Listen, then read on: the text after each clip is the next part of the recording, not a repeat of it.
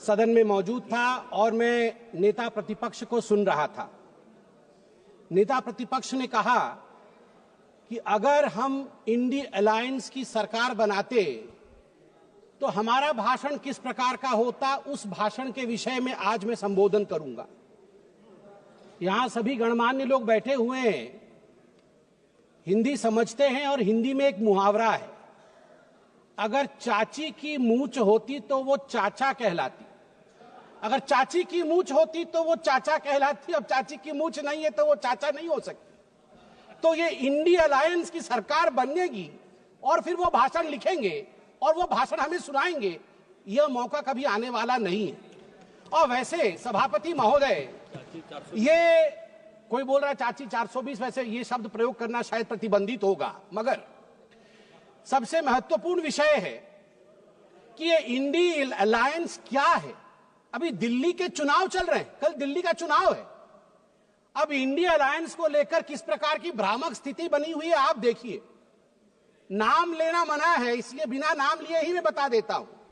T shirt और muffler के बीच लड़ाई चल रही है। टी शर्ट भी इंडी अलायंस में है और मफलर भी इंडी अलायंस में है। और टी शर्ट ने भाषण दिया है, पटपड़गंज में मैं भाषण को पढ़ के सुना रहा हूं। टी शर्ट ने कहा है, टी शर्ट हाँ उसी पे है, दिल्ली भी भारत में आता है।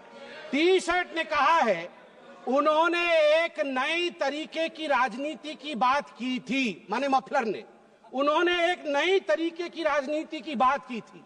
खंबे पर चढ़ गए थे स्वेटर पहनकर, छोटी सी गाड़ी में आया था। कौन सी गाड़ी थी? एल्टो थी। तो किसी ने पीछे से कहा नहीं वैगनार। अच्छा, वैगनार से आए थे और सीधे शीश महल में जाके पार्किंग हुई है उनकी, सीधे शीश महल में। सबसे बड़ा घोटाला, शराब घोटाला किया है, ऐसा नेता प्रतिपक्ष ने आम आदमी पार्टी के लिए भरे सभा में कहा है।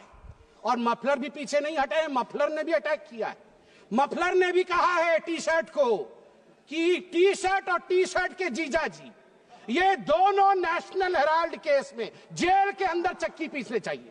ये टी शर्ट और टी शर्ट के जीजाजी बाहर कैसे? मफलर ने कहा है।